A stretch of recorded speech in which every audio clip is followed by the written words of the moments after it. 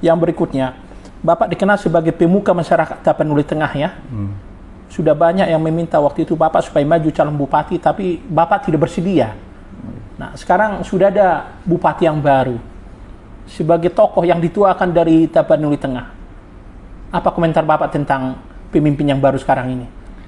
Iya, jadi Masinton Pasaribu telah terpilih menjadi Bupati Tapanuli Tengah yang baru, meskipun belum dilantik. Saya berharap beliau mengundang saya dan mengajak saya berdiskusi. Dan saya melihat Tapanuli Tengah adalah salah satu Tapanuli termiskin di antara Tapanuli yang ada di kabupaten yang ada di Sumatera Utara. Saya pernah berdiskusi sama teman-teman masyarakat Tapanuli Tengah, bagaimana cara memajukan Tapanuli Tengah. Satu-satunya untuk satu-satunya untuk membuat Tapanuli Tengah maju, mohon kepada pemerintah pusat 70% jalan tikungan-tikungan situ supaya diluruskan, kemudian diperbanyak terowongan, dibuka suatu terowongan, dan kemudian dibuka jalan baru.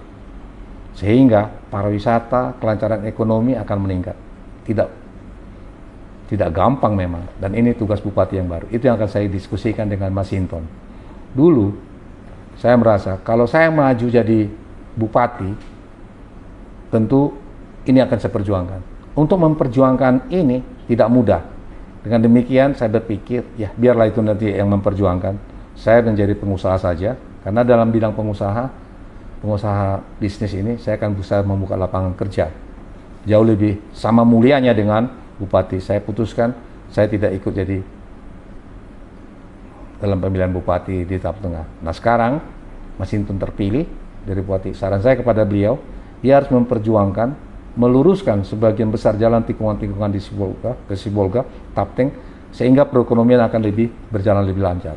Bayangkan ya, untuk kendaraan otomotif itu tie rod, bannya akan lebih cepat haus, ya. Terus tie rodnya itu akan juga cepat haus. Perjalanan hanya 60 km, 2 km, bahan bakar juga lebih banyak, jadi lebih mahal. Padahal pendapatan masyarakat miskin. Nah, satu-satunya penghasilan dari situ adalah laut. Untuk menghasilkan laut, jalan perlu lebih lebar dan lebih lurus. Kalau tidak, muatannya terbatas. Itu harapan saya. Jadi selain infrastruktur, apalagi yang perlu dibenahi di Tapanuli Tengah? Karena Bapak kan sudah sangat tahu, Bapak lahir di sana, Bapak sering pergi ke sana untuk melihat situasi pembangunan di sana. Nah, kemudian lagi, pemerintah juga harus bersungguh-sungguh mengajak investor di sana, karena sana kan hasil perikanan laut, untuk benar-benar membuka semacam pabrik ikan. Semacam pabrik ikan segar yang dikalengkan untuk bisa diekspor. Nah, untuk diekspor pun jadi masalah, saya bilang, karena lapangan terbangnya pun terbatas, untuk angkutan tidak besar. Satu-satunya andalannya adalah jalan darat. Kalau jalan darat sampai ke Medan, ya jalan harus diperbesar. Maka jalan pesor tikungan itu harus dibuka terowongan-terowongan. Nah, saya lihat ya, saya pernah ke Swedia. Kalau kita mau ke Swedia, ke negara-negara Swedia, itu banyak sekali terowongan-terowongan. Banyak terowongan. Itu terowongan batu atau gunung? Gunung, terowongan. Di terowongan itu, malah di sana terowongan itu dua jalur, pakai lampu lagi. Nah, di Sibol nggak seberapa besar sebetulnya itu, nggak begitu banyak. Pemerintah harus sungguh-sungguh tidak melakukan diskriminasi terhadap pembangunan ekonomi. Jangan hanya si borong-borong dimajukan, tapi Tapanuli Tengah yang pernah menjadi residen Tapanuli, tolong dimajukan, dibangun. Itu tikungan-tikungan itu tidak memungkinkan untuk Sibolga berkembang, Tapanuli Tengah berkembang. Contoh soal lagi, lapangan terbang sekarang jarang. Garuda tidak lagi masuk di Pinang Sori. Kenapa?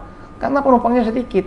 Dengan demikian, yang bisa diandalkan Tapanuli Tengah untuk 10 tahun ke depan berkembang harus melalui jalan darat. Jadi Bapak siap juga untuk ikut membantu pembangunan di Tapanuli Tengah dengan bupati baru ini? Saya sudah mulai.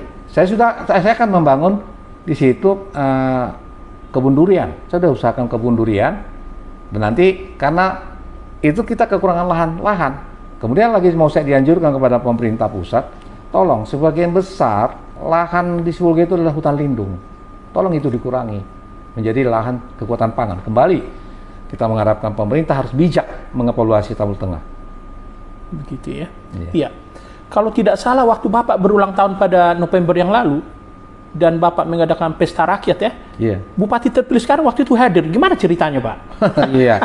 Jadi memang nasibnya Mas Hinton ini pas di ulang tahun kami dan kemudian juga di peresmian Monumen Tiomsi Hutagalung ibu saya, dia hadir sehingga masyarakat di Tapal Tengah dia mengenal dengan tubuhku, saudaraku atau adikku yang akrab. Sementara Tapal Tengah merasa saya termasuk tokoh yang dibanggakan di Tapal Tengah, mereka banggakan. Jadi kalau misalnya sudah ikut dengan saya, tentu tokoh yang maju pun perilakunya tidak akan beda dengan saya. Jadi sebenarnya ada juga keuntungannya dia datang waktu itu. Iya, dia akan datang dan kita akan bangga kita menjadi bupati dan saya akan memberikan banyak saran. Ada saran saya kepada bupati terpilih nanti. Sebenarnya lapangan terbang Pinang Sori itu, tolong dievaluasi. Itu kan dulu kan dibangun oleh Jepang adalah untuk kepentingan pertahanan keamanan Jepang, untuk masa penjajahan Jepang. Kalau dilihat dari segi bisnisnya kurang menguntungkan. Kalau menurut saya lebih bagus dibangun itu di Sorkam, di pulau di suatu lapak ini, di suatu ada di situ namanya Pulau Nasiba atau apa. Di Sorkam bagus. Itu nanti akan kita bicarakan dengan Pak Bupati terpilih supaya pariwisata dikembangkan di Tapal Tengah. Iya.